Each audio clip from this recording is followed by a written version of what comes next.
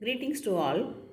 10th CBSE Tamil புக்கில் சமீபத்தில் நான் ஒரு பாடம் படித்தேன். உரைநடையில் இருக்க அந்த பாடம், அதை படிக்கும்போது ரொம்ப ஆச்சரியமாகவும் இருந்தது, சந்தோஷமாகவும் இருந்தது.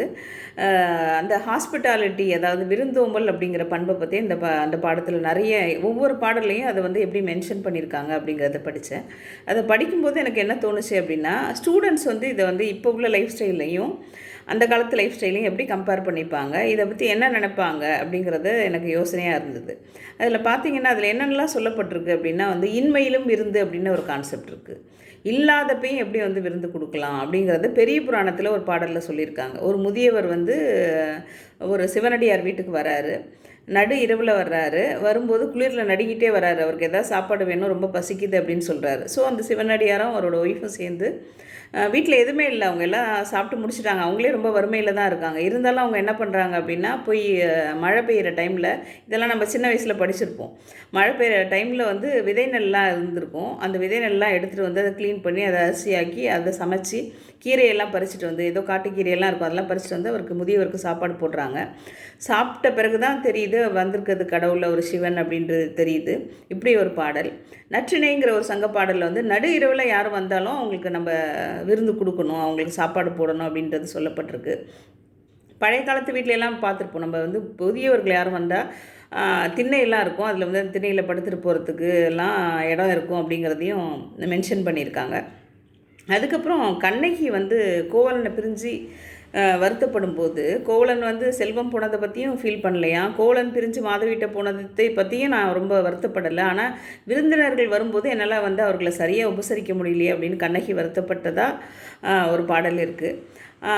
அதே மாதிரி சீத்தை ராமனை பிரிஞ்சு அசோகவனத்தில் இருக்கும்போது கணவனை பிரிஞ்சு இந்நேரம் என் கணவர் வீட்டுக்கு, என் வீட்டுக்கு யாராவது வந்தாங்க, விருந்தினர்கள் வந்தால் நான் இல்லாமல் என் கணவரை எப்படி அவர் அவங்கள வரவேற்பார் அப்படிங்கிறத பற்றி ஒரு பாடல் இருக்குது.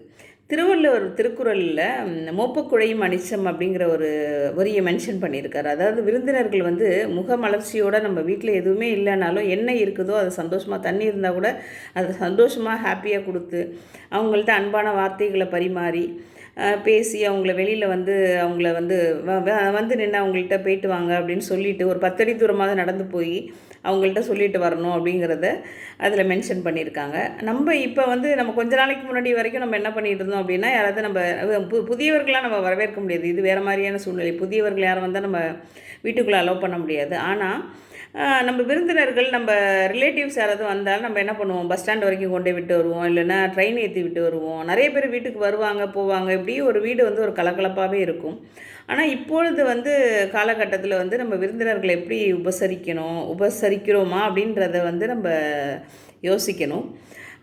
இன்னும் கொஞ்சம் நல்லாவே பண்ணலாம். நம்ம ஏதாவது வர்றவங்கள, நமக்கு நிறைய பேர் நம்ம வீட்டுக்கு வரல அப்படின்னாலும் யாராவது வரவங்கள சந்தோஷமாக நம்ம வழி அனுப்புகிறோமா, அவங்கள அதுக்கு நம்ம எவ்வளோ இம்பார்ட்டன்ஸ் கொடுக்குறோம், அந்த ஹாஸ்பிட்டாலிட்டிக்கு நம்ம எவ்வளோ இம்பார்ட்டன்ஸ், நம்ம ஒரு தமிழினத்தை சேர்ந்தவங்களா, இந்தியனா, நம்ம அதுக்கு எவ்வளோ இம்பார்ட்டன்ஸ் கொடுக்குறோம் அப்படிங்கிறத நம்ம யோசிக்கணும், சிந்தித்து செயலாற்றுவோம். தேங்க்யூ.